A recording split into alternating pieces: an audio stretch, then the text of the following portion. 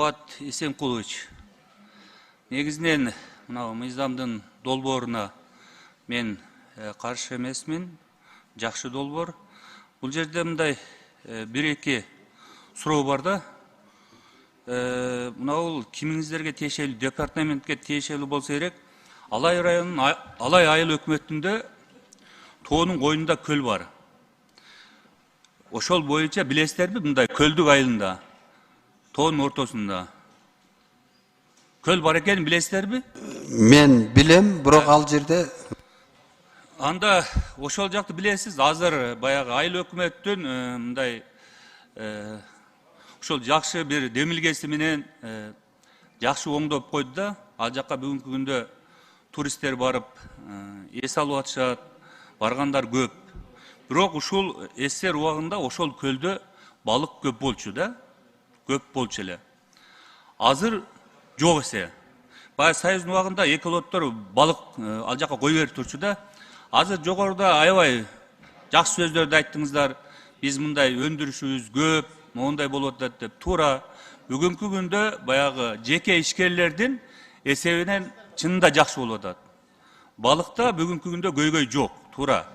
А бирок ушуга окшогон бир эле азыр мен бир эле көлдү айтып атам да. Башка толтура жогоруда менин бир кесиптешим айтты, бүгүнкү күндө 1900 көл бар деп атат. Ушуларда кандай балыктар бар, кандай балыктарды кой берсек болот. Ушул боюнча иш алып барып атасыздарбы, барбы, же болбосо мунал боюнча бир кыскача жооп берсеңиздер. Же ушул жака балык ким кой береби, бирөө иштейби, ушул боюнча бир айтып бербейсизби? Ким жооп берет? жооп берип коюңуз. Бекмырза Аскарбекович. Аскарбаевич кечирип коюңуз. Бул боюнча балык чарба департаменти жыл сайын пландын негизинде Институт биология улуттук илимий академия менен жумуштарды жүргүзөт. Бул кандай? Биринчиден илимий жана изилдөө жумуштары. Сиз айткандай кайсы көлдө кандай табигый өзүнүн балыктары бар, жана кандай балыктарды аяка акклиматизация деген сөз бар. Ошо акклиматизация жүргүзүп кылса болот деп. Ал биринчи жолу. Экинчи жолу ошол эле көлмөлөрдү, табигыйларды. Жок, уксаңыз, мен түшүндүм. Сиз мындай того терин эле айтсаңыз, ошол көлгө балык мындай кой берсе болобу? Иш алып барасыздарбы? Же мындай того терин айтсаңыз, кой берилет, же болбойт, же биздин убактыбыз жок, кыла албайбыз деп. Мындай айтың да.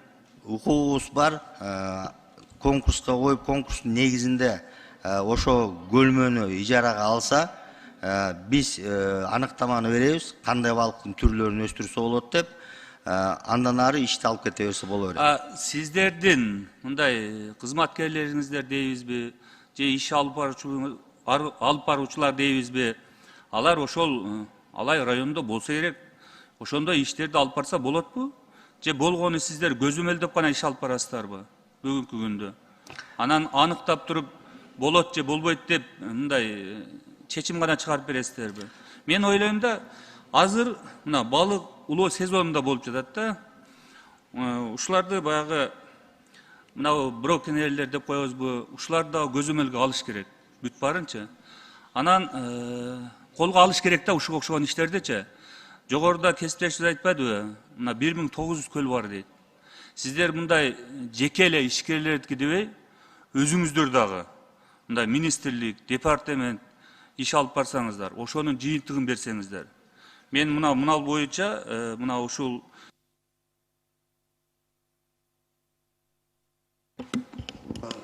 жооп берип коесузбу? Берип коесузбу? Мен сизден ал көл боюнча аныктайын.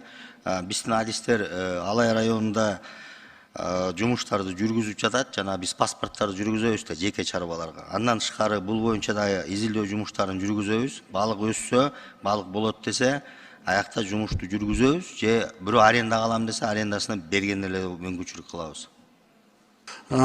Туура суроо болду. Бул боюнча биз Академия науктун заключениясын алалы дагы, анан сиздин көл боюнча Алай районунда республика боюнча 503 уруксаат берилген болсо, Алай районунда бир гана тиги реестрге кирген бир гана чарба бар да. Ал эми көл боюнча биз иш жүргүзөлү дагы сизге кат түрүндө беребиз.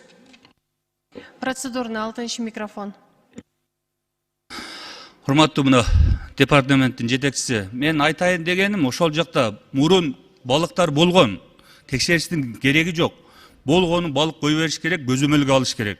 Ошону айтайын дегеним да. Ошон иштерди алып барсаңыздар. Рахмат.